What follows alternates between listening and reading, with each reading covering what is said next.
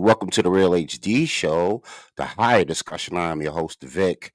This is the show that you're going to see, or these are any other airwaves, where we talk about the good, the bad, the ugly of our culture, and we solve it with what? We solve it with what? We solve it with freedom music. Freedom music happens 7:30 to 8 p.m. every time, Monday or Wednesday, that we do the show. And we do that in a way to play that soulful hip hop, jazz, R&B, all those things that give you a battery in your back and a motivation to go crack crack against the things that plague our people and get out there and be progressive in the rest of this century and for your peoples. And we also ask this question: what in the world does this have to do with us? So make sure you like, share, and subscribe. Turn on all your notifications so every time we have a Real HD show, a higher discussion, you can rock out with us and have a higher discussion also. Let's jump right into our sponsorship: Total Package Energy, waters, teas, powders, gels, zips, everything to give you the need for speed. 3 to 5 o'clock crashes are no longer what's going on when you are on this Total Package Energy. Go to totalpackageenergy.com. Tell them the Real HD Show sent you. All right. And as always, we're going to jump right into our elders and ancestors blueprint. Standing on the shoulders of greatness, we are, and we forever will be, and we will remember them. And we're going to jump right into this right here. Trump wannabe dictator demands U.S. Air Force remove Tuskegee Airmen history. So I saw several pictures of this kind of all over, you know, the internet, and everybody's running scared. Everybody's going crazy over what this is, what it means, what it could mean, what it won't mean, what it do mean. And if you let Trump deny the legacy of your ancestors, then Trump is the least of your worries.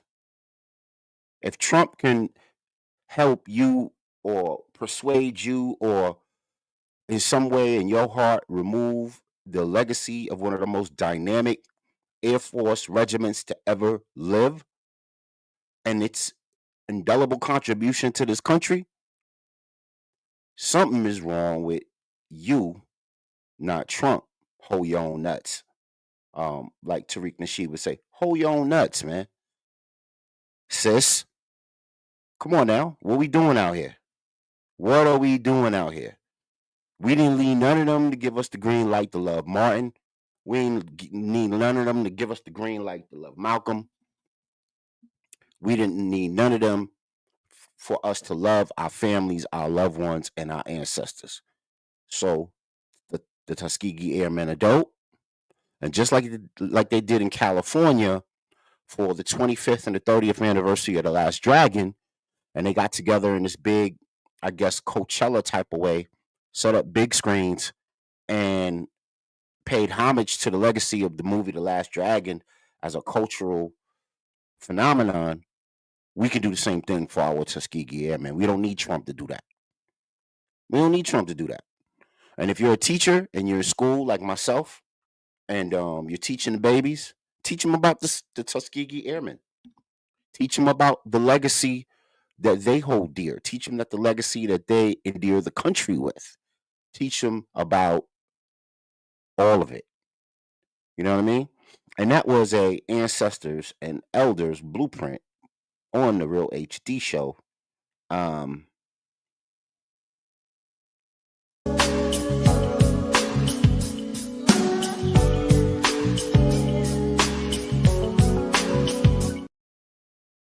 All right, so that was that. We are moving on. Time for AAT report. The Healthy, Wealthier, and Wiser report. Real HD Show. Check it out.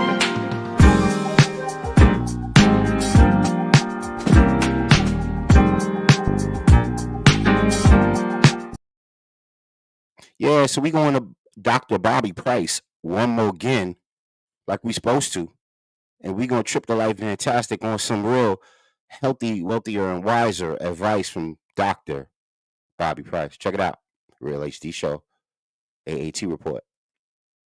Doesn't make you fat, but being fat makes you overeat. Now you're probably asking, how does being fat make me overeat? Well, a person who is obese, who has excess body fat, you may look at them and think they have too much, they put too many calories, too much food, too much nourishment in their bodies. No, it's just the opposite. They are overfed and malnourished. Overfed and malnourished, meaning they consume a massive amount of calories, but didn't get a lot of nutrients in the process. So that was Dr. Bobby Price talking about nutrition as opposed to calories and obesity. And nobody really explained it to you like that before. Peace, brother Mozzie. How you doing? Alrighty. Yeah, man. Hope your weekend was good, bro. Hope everything was dope for you. Yeah, it was down in Albany this weekend. Oh, okay. What's popping down there, man? Prince Hall Mid-Year Assembly. Okay. So we have that going on. Okay. So, all the brothers from around the state converge. Yes, sir. Hey, Mecca, what's going on with you, good bro? Guys, how y'all doing? Hey, What's up? hey. Yes, sir. So let me run that back real quick. We were in the middle of an AAT report, healthy, wealthy, and wiser for a brand new you, because we need cell power. Let me run that anthem back.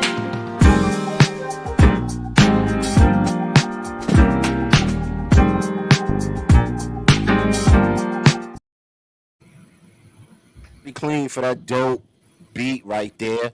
That's my son's production unit. They doing it big. You know what I mean? Took it back to the old school with that little melody right there. But we're gonna talk about Dr. Bobby Price and some advice that he gives our folks about obesity versus nutrition. Here we go. Check it out.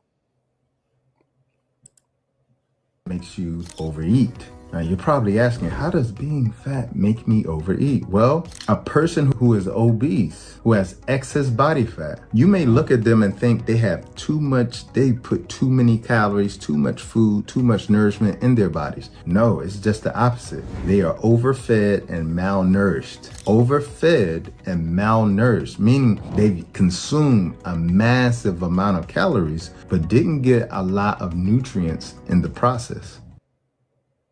All right. Oh, did we lose? Did we lose, bro?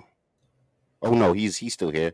So, what's our thoughts on that, man? Because we're in the comfort food season. You know what I mean? Where it's cold and folks is indoors and Well, I think when we start talking about the diet that black folks cling to, it was a diet of necessity.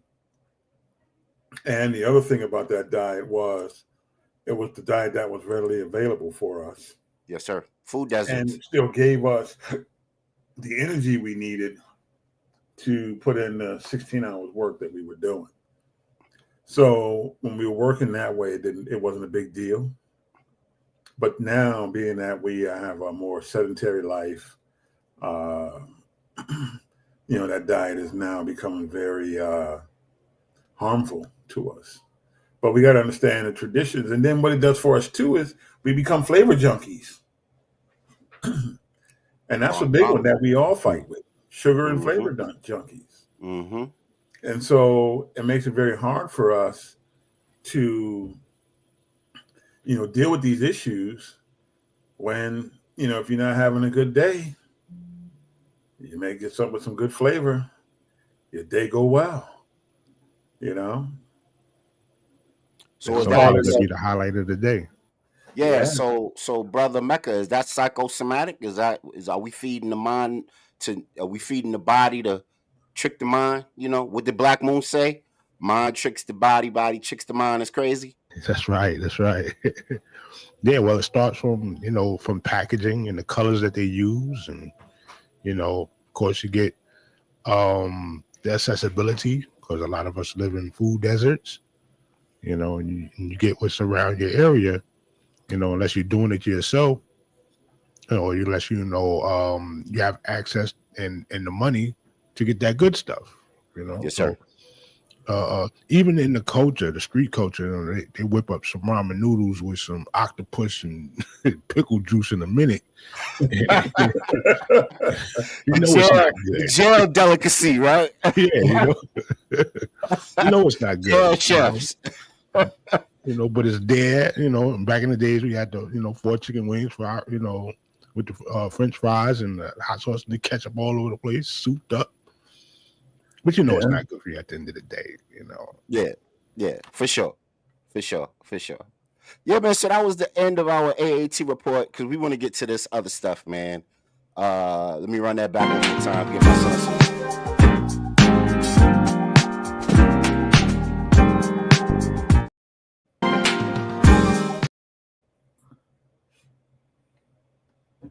Beat is fire right there. Yeah, if you have any beats for any activity, function, engagement, please contact the Real HD Show, and we can help you out there. You know, my son is selling his joints. You know, he's trying to become a budding producer. He's pretty good, him and his unit, and show him some love if you need any of that. All right, so we're moving on, man, and we're gonna get right into a power to the people news moment, man. Power to the people news. Power to the people news. Wait. What just happened? This just happened. Check this out.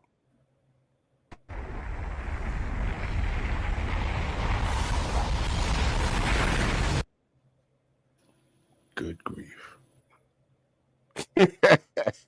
Right. What's wrong? I thought you was keeping it gangster. Thought this is what you wanted. They say if you scared, go to church. But remember, he knows the Bible too.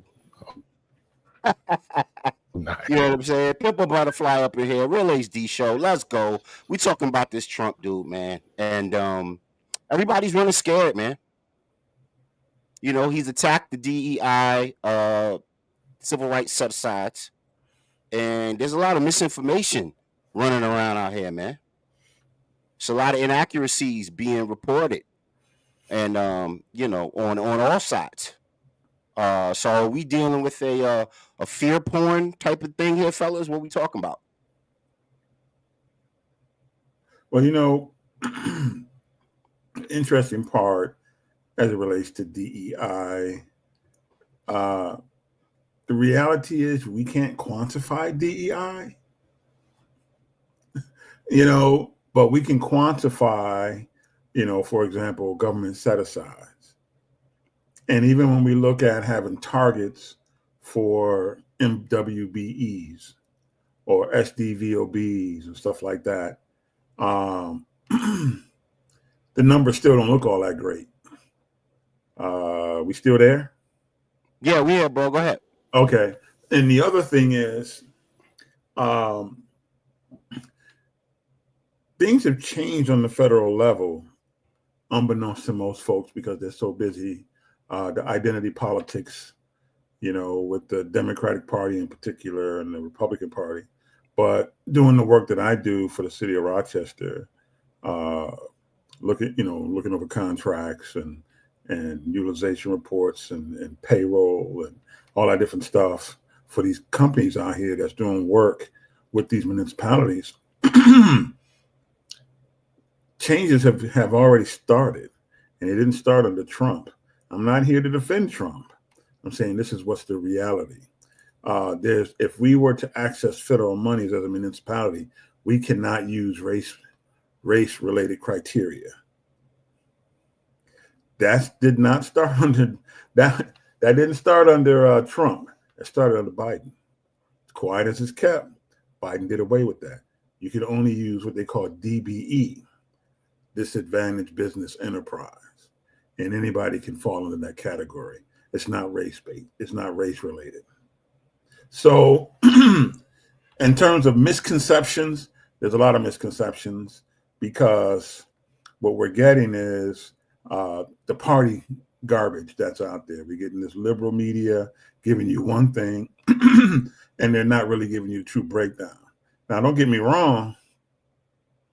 There is an effect on some of this stuff, but what happens from what I've seen, New York State is moving towards a race-related, uh, uh, you can sort of say, practice in terms of doing contracts with the state. And the reason why they're doing that is because they're saying that we've already created parity. See, we've been hitting our targets, but being the analyst and having to check the numbers aren't correct. But what happens is the people who's responsible for these positions and responsible for going after and making sure these numbers are out there, what they do is they tend to play with the paperwork, play with the numbers a little bit to make themselves look good.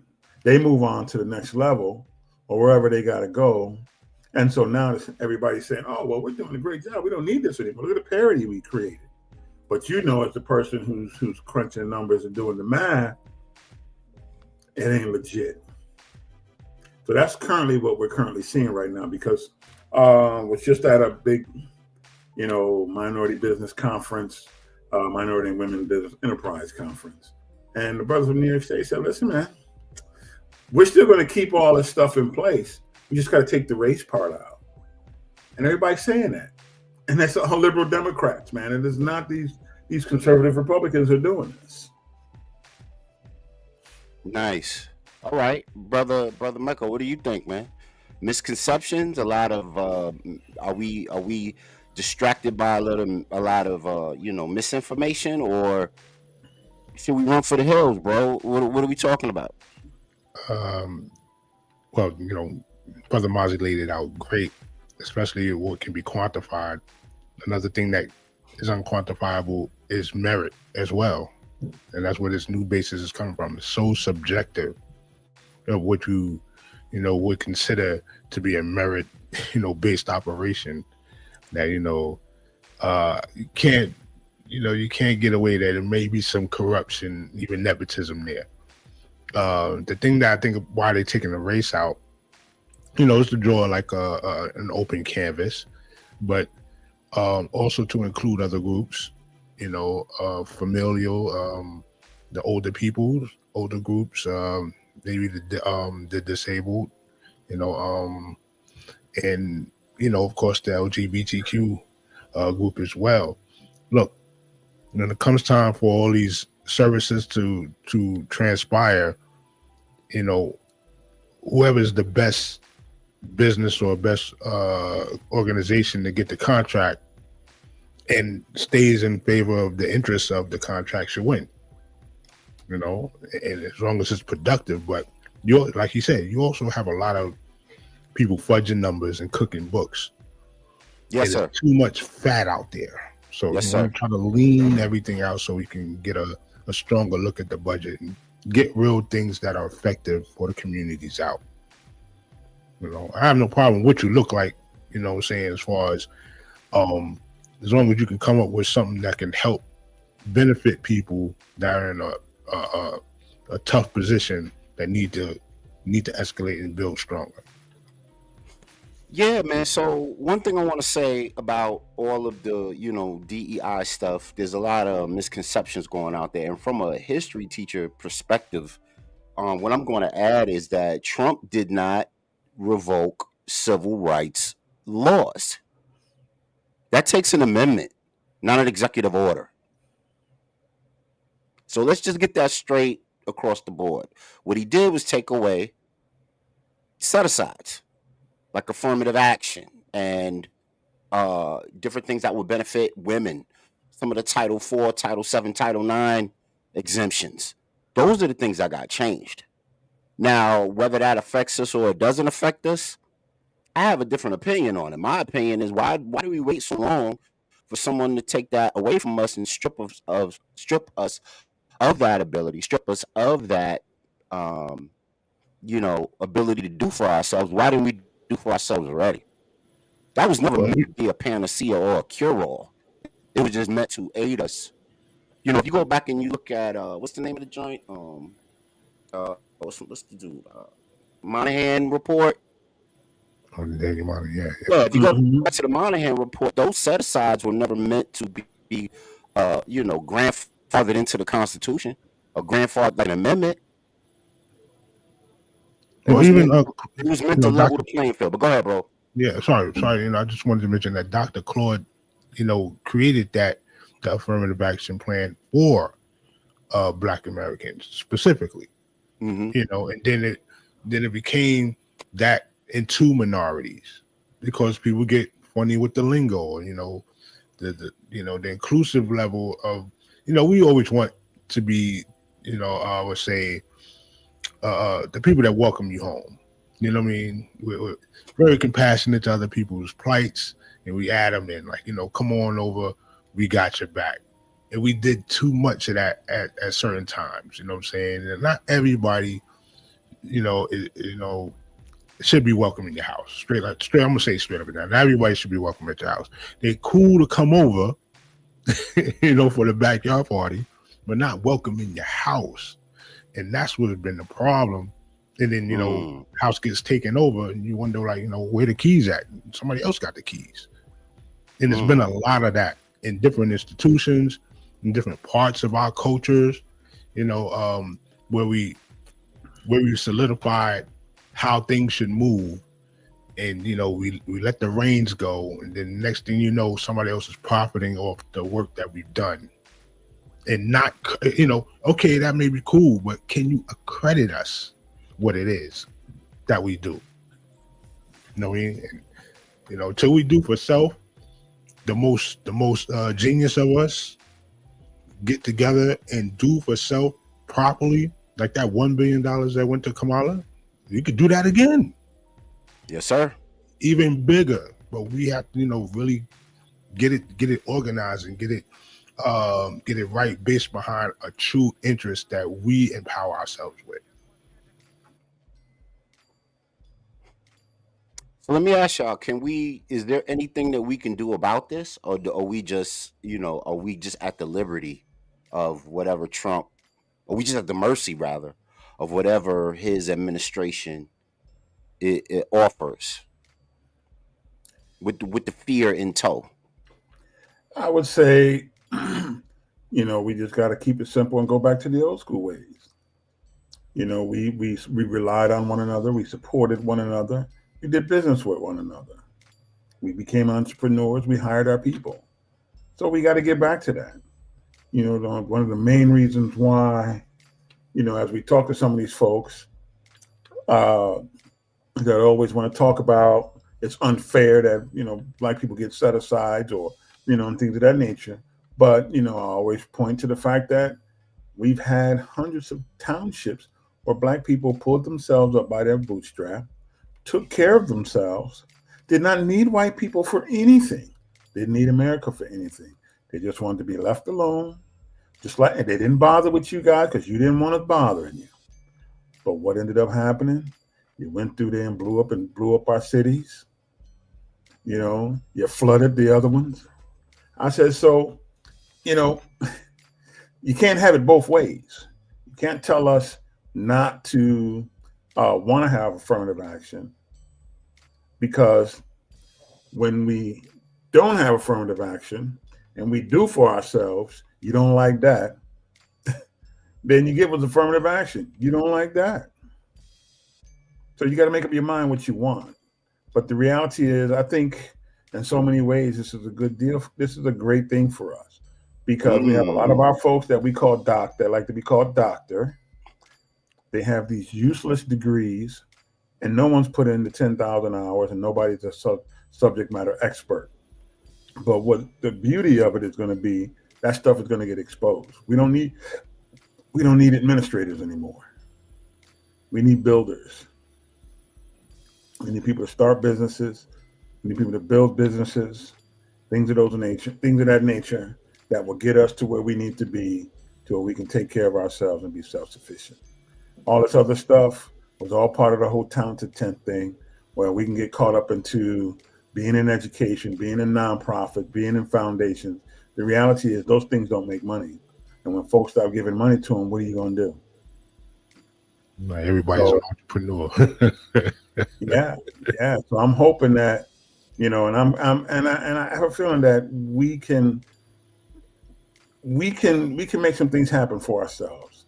We have a good group of think we have a critical mass of Black folks after COVID who were like, listen, I need to do for self. And so in doing so, eventually they'll start to understand they have a network of people who look like them, and we can start making some things happen. Yes, sir. Yes, sir.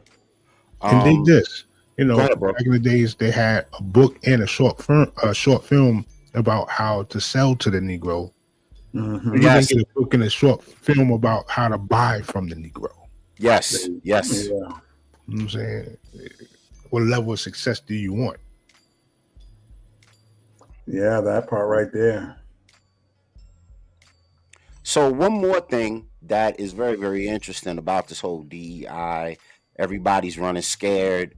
Everybody's running for the hills because the big bad Trump boogeyman is coming. When Black Enterprise put out the statistic, man, and I want to get your guys' opinion on it. Bam.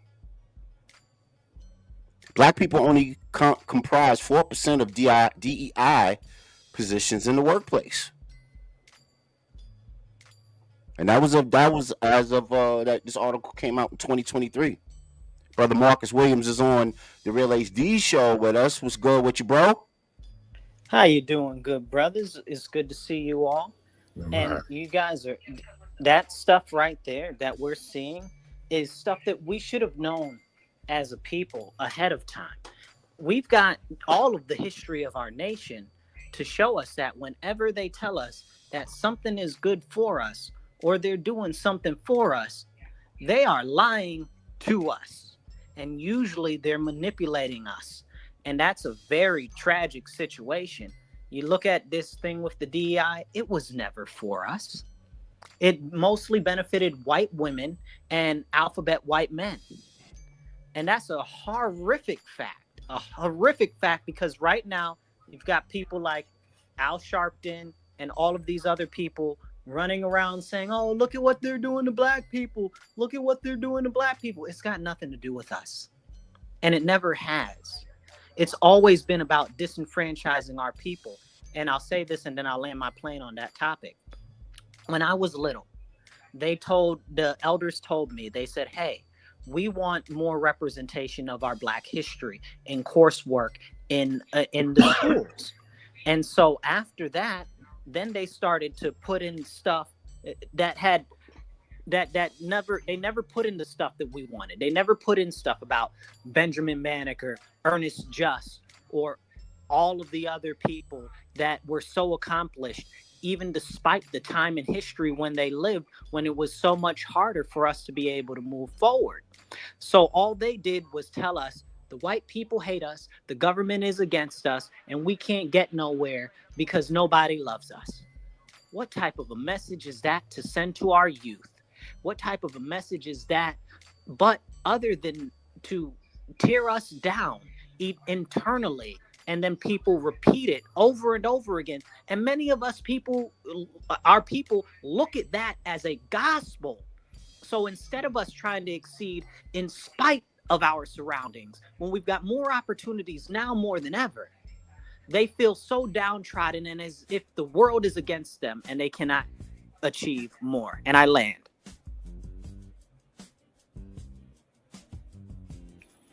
Rebuttals, fellas? That was cold.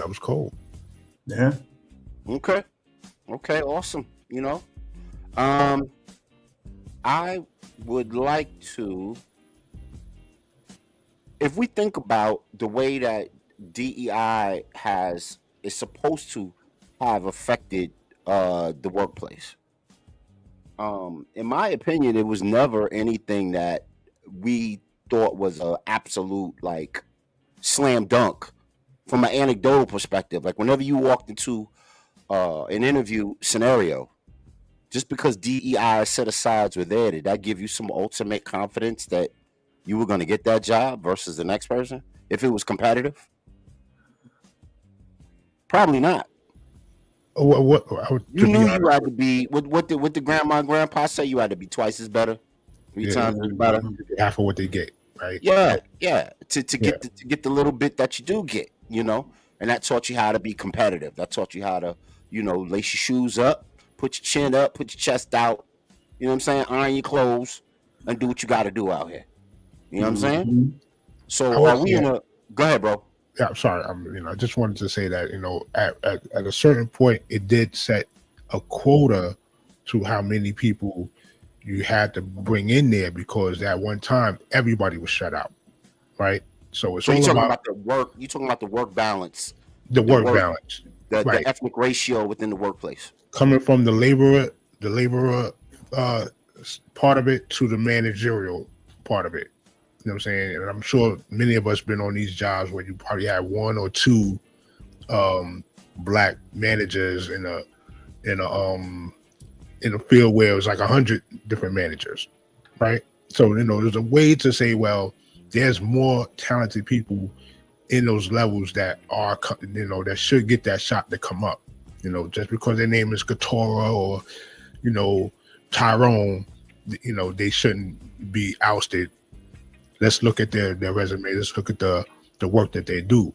And then you got those unsung heroes that they forged their own flame and were able to shoot up there. Next thing you know, they're the head of Xerox. You know what I'm saying? I just put a post about the first 4-star general, black guy, Hangley, in the Marine Corps. And not to say that DEI was the reason that they got there, is the work that they put in after they're like, yo, this guy needs a chance. We got a spot. That spot just can't go to somebody that doesn't have the same criteria.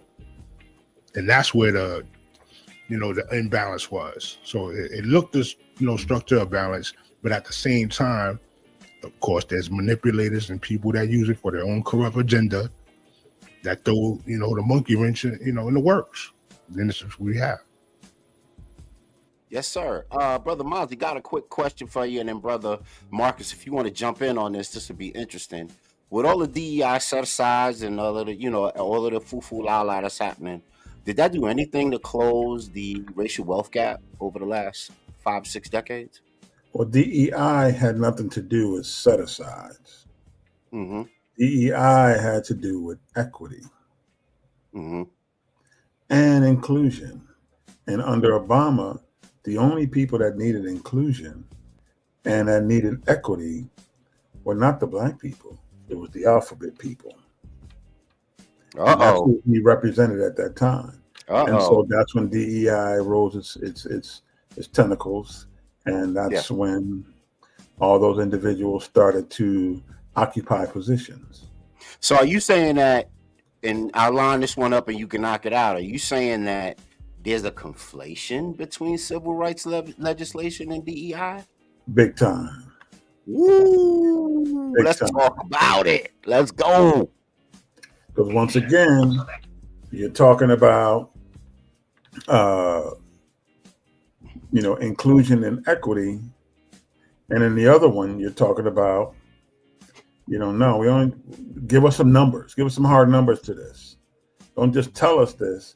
And everybody has a level of inclusion because we all got that.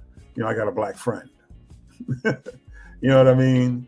So no, I need numbers, man. I need numbers because that's where we're gonna know that it starts to make the change. So yeah, we've been played. The Mac's been macked. The pimp's been pimped. Fact. I'd add on to that. We see this whole conflation with these illegal aliens right now.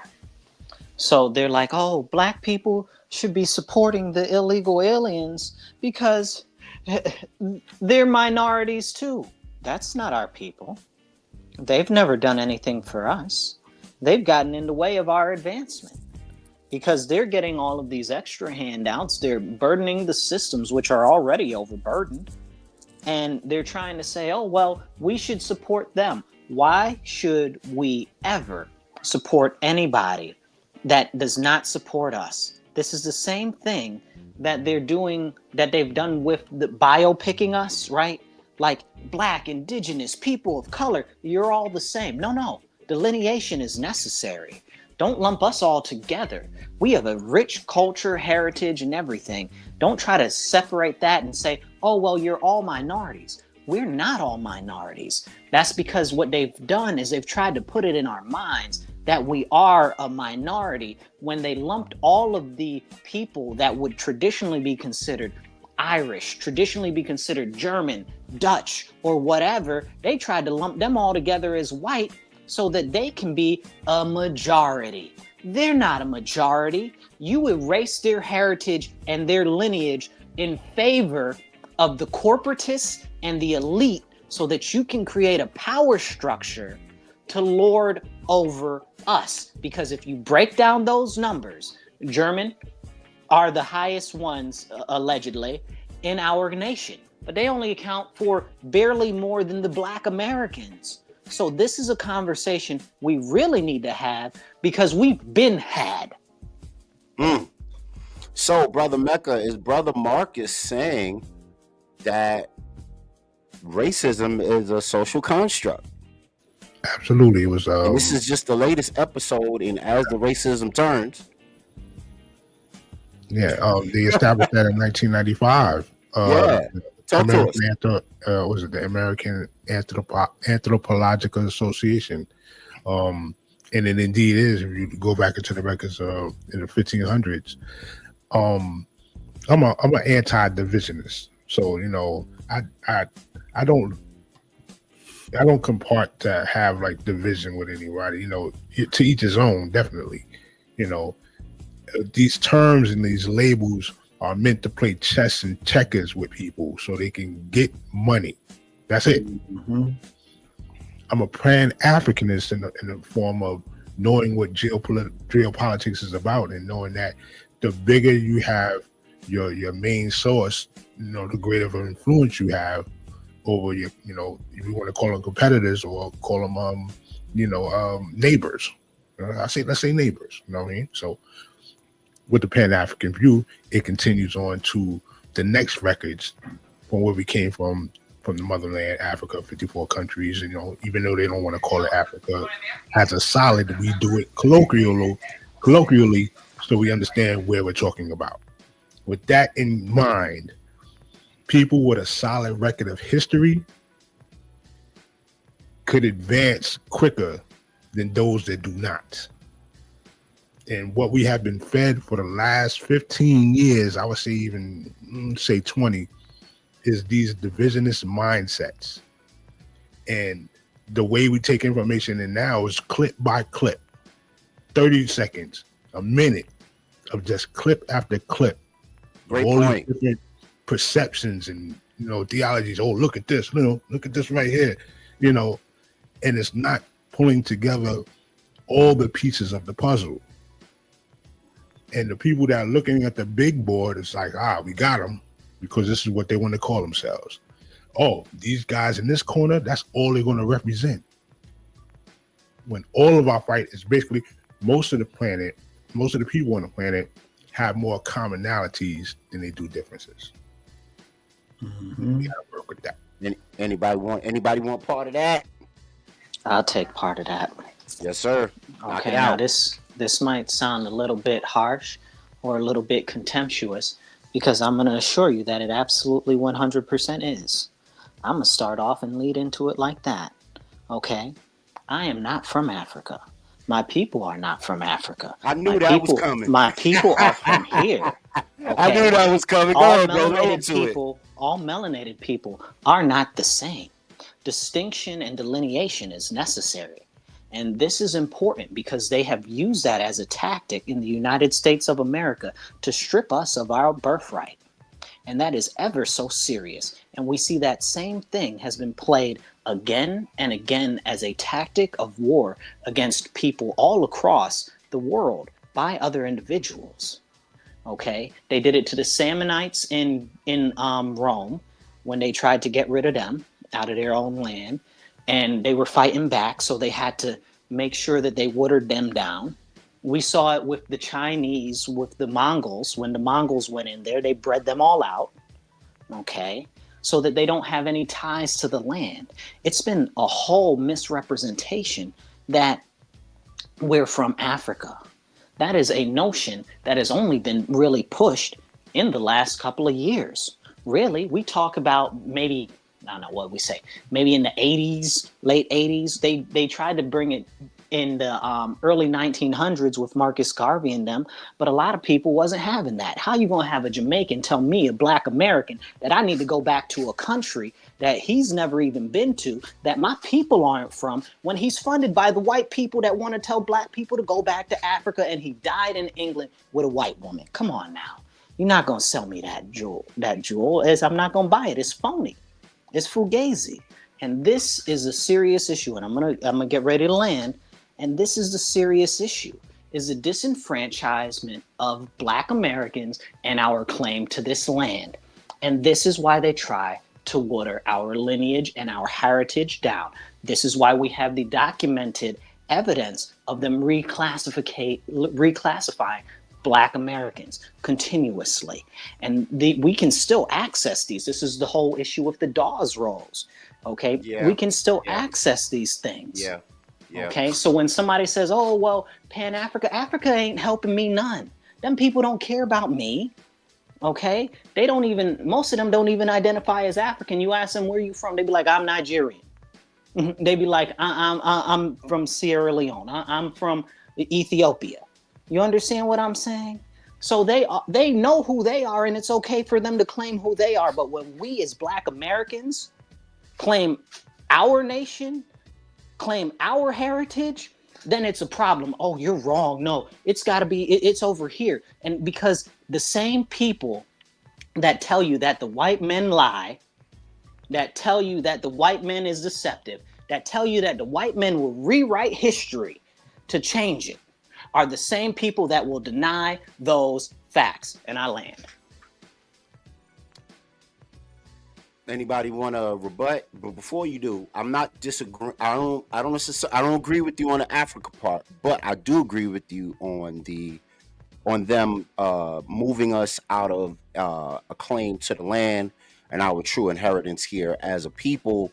With Dawes rolls, William Plecker played a really big part of that. Go check out the history of the Osage Trails, Trail of Tears. A lot of what he said had a lot of merit. I'm not with you on the Africa part, but I'm with you on some of the other parts.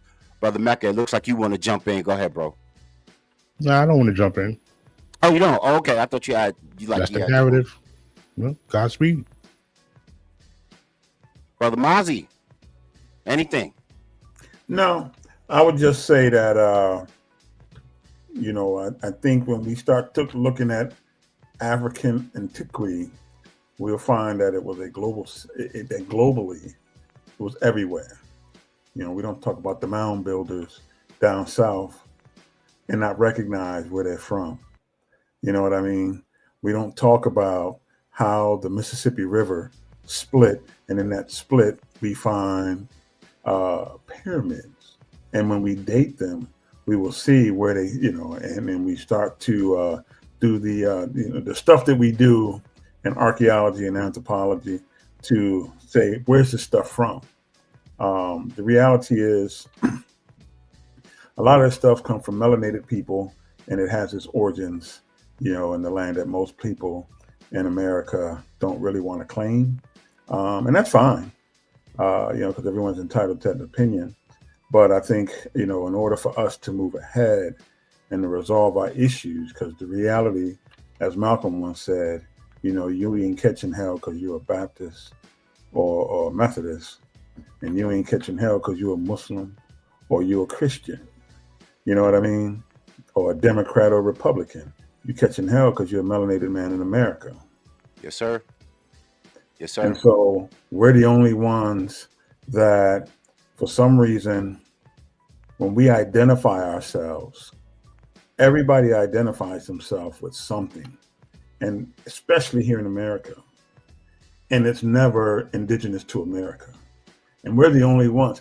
See, I wouldn't have a problem with that if we were claiming it, knowing and understanding that there's areas in this work, where you find pyramids in South America, the Olmecs, African features. You find Egyptian writings in the Grand Canyon, and you're saying, I lay claim to that because I know that Africans came over here.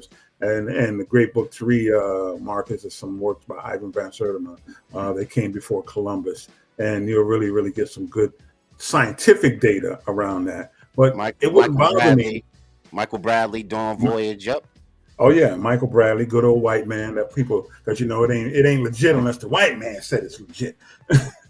But it just would be nice, once again, if we were looking at it from that standpoint of saying, I'm taking my two hedges because the history shows that we were here, then I can accept that.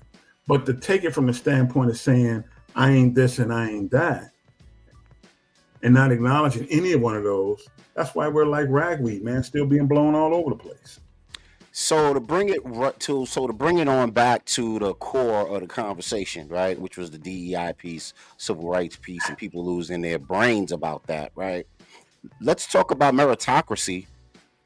If that is a thing, let's talk about Title VII and the Good Old Boys Network. So they expect a lot of folks without these set-asides to kind of pull themselves up by their bootstraps while these things still exist. And these things... Go ahead. No, but you know what? What I was going to say was this. We can do for ourselves, and we have a history of showing that we can do for ourselves. Yes. The reason why they offered us set-asides, Title IX, affirmative action, the boogeyman word that everybody's afraid of, is because of the works and the actions of what they did. Because they knew if they took away from us all the greatness that we created, and when they gave us affirmative action, they knew that eventually was going to hate us or be upset because we're getting these set-asides. But at the same time, you still have to reconcile the fact that, which a lot of people a lot of times don't like to reconcile. Once again, we had very thriving communities all over America. Right. We took care of ourselves. We did not bother anybody. They said, you Negroes, you go over there. We don't want you. And you know what we did? We went over there. We didn't bother no white women. We ain't look at them because we weren't in their communities. But what ended up happening? Because they have an issue, like Michael Bradley talks about in the Iceman inheritance, they got issues. Yes, sir. And so what did they do? They came and bombed our communities. They lied and created some issues. And what happened to us?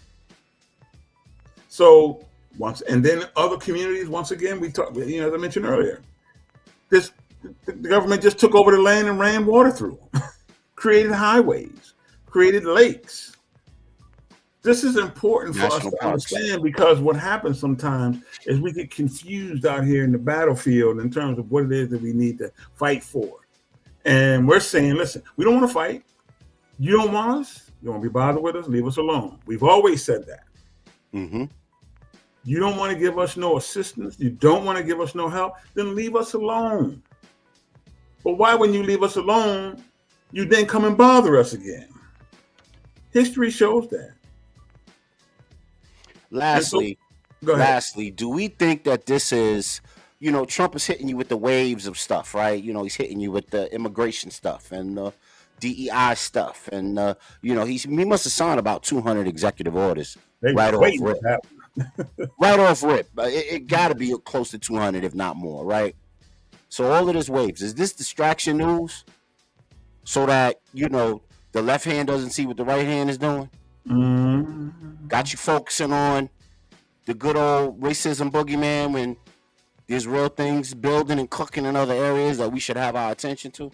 Mm-hmm. Like this CBDC stuff? Oh, man, please stop. Like, don't get me cooking. Oh, you don't want me to cook, bro? You want to cook? Go ahead. You knock it out. Oh, man.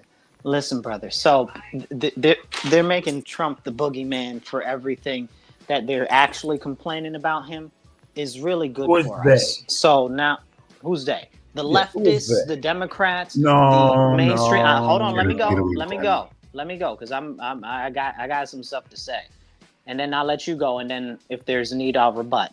But they are going after this man every which way but right. Not only are they going after him, they're giving him more power than he actually has, which is another whole thing that's very concerning, because that throws people off. They don't know who actually to put the blame on. And then that's one of the reasons why we never see anything done that we want. But one of the big things that I saw over the last couple of weeks that I have been very dissatisfied with is him partnering up with Larry Ellison. Okay, talking about Larry Ellison got on the TV. He was doing a conference a couple weeks ago, maybe 2 months now. And he was like, yeah, we're basically going to need to go into a surveillance state because it's good for people, because then we can keep people in line. Really, dude? Oracle. Then he's talking about, right, all about the money. Yep. Then he's talking about is Oracle for those who don't know. Right, Yes, he's Oracle. So Yes, then Database. then he's talking about, oh yeah, we're gonna use the AI to make mRNA shots so that we can cure cancer. The devil is a lie. You know what I'm saying? Like, we're not falling for the flim flam on that. Okay, so this is a very serious thing. Then Then Trump's talking about, oh, we're going to go to cryptocurrency. We're going to be the world power in cryptocurrency. And they talk about stable coins and all of this and all of that. It's nothing but CBDC by another name. If the government controls the energy, the government controls the internet, you have no sovereignty and you have no ability to actually use any of that money. So it doesn't even matter. It does not matter. And they can shut it down and shut it off at any given time. That's why they're even moving away from physical wallets. Like, do not be played. This is a game to get rid of actual cash that you can carry around and that is separate and not traceable by the government. Now, and I use traceable lightly, right? So that's what I got. Go ahead, Maz. Mecca, you got something, bro? Look like you was Dolomite there for a minute, bro. You was testified and signified. What's up? He was throwing bombs. Now, question Yes, sir. What's the first place that introduced the cashless society or the cashless group? What group? Do you know? Ask that question again. I didn't catch it all. What place was the first ones to introduce a cashless form of commerce? Let's say that. China? No. Finland. They had the RFID chips right between the thumb and the index finger, just to keep their savings in almost like a debit system. So they go into the vending machines and they go into the gym, get the clearance, scan it, and they're able to enter access. Cashless society is something that's been on the since it's Orwellian. You know what I'm saying? Right. So, right. 1984. The money. Absolutely. It's all about the money. The difference is all the wedges drove in between this one and that one so they can play chess and checkers with people. It's about the money. There's a techno oligarchy right in front of our faces. And we're your man just came from Davos the other day, enjoying the weather, having a good time, enjoying the festivities. Oh, salute. Yeah, you know what I mean? That's the game that's being played right there. They can give a damn what tribe you claiming. They could burn the records. You see, they burnt let me stop. You see, certain institutions have been erased from Altadena to Palisades. Institutions is a person home. Somebody had records of certain things of their family lineage. Altadena was one of the most prominent black communities in California. Burned to the ground. 1,600 insurance policies gone. Yep. Months before the fire. Yep. They got us worrying about the wrong thing sometimes. Absolutely. Well, you know what I'm saying? That goes into exactly all of this. Now, you said it's about the money. I'll take it one step further. It is about the money, but it's also about the power, and more so, most of all, the control over the individual. So all of these places have burnt down to make a way for LA to be turned into a smart city. And a smart city is nothing but an open air prison. So people need to get on with it and understand why they're talking about all this high speed rail and stuff like that, because they do not want you to be able to have freedom of mobility, because they want that to be the only way to really have transportation, because ain't nobody going from, let's say, as Cooney in Rochester is trying to push, ain't nobody going from Buffalo to New York City. Ain't nobody going from Buffalo to New York City on no high-speed train. What is the purpose of that? It is a much larger picture that they're planning for, and it's legitimately Prison Planet type-esque stuff. And we got to be hip to the jive, as they say. Yeah, I was doing some research the other day, and someone had an interesting term called 15-minute city kill boxes. Ooh. Facts. Ooh, but that's another Yeah. rabbit hole we're gonna jump down. And I had a consultant talk to me about my show, and he said I should shorten it. So we're right on an hour of the show. So we're gonna get ready to get up out of here. And I gotta make clips of this and throw it everywhere.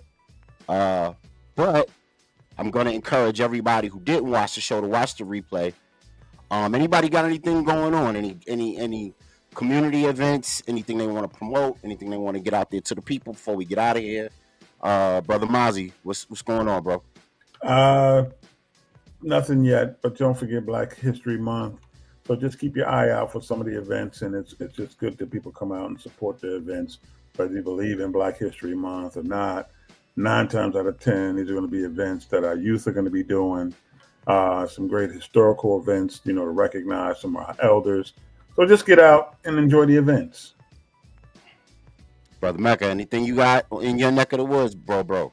Shout out to the homies at Fresh Materials New York. They're going to be doing some curating of some great new young artists from the people that Darker Than Blue, of course, brought to you by the Melanated Nation. And you know what I'm saying? Just continue to read, understand it's 2 wings, same bird, both banging, red and blue, worse than the Bloods and the Crips. Get our mind right and, protect the families, because egg prices ain't going down. Salute. Yes, sir. Brother Marcus, anything going on with your community dealings? I know you got a lot going on in your side of things. You want to talk about it?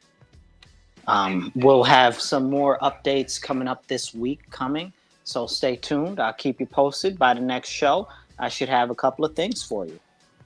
All right, so we got deep enough to swim in tonight. I appreciate everybody that jumped on, all the 15 channels that were on. Make sure you guys like, share, subscribe, comment, and turn on all your notifications, so every time we have a Real HD show, YouTube could jump on it, and we can all have a higher discussion. Tune in Wednesday when we go through and we get into acute radiation syndrome, 15-minute kill boxes, and the update on Davos and the World Economic Forum, as it were. I'm going to say peace and walk with power, and y'all love on each other. See y'all on Wednesday. Peace. Later.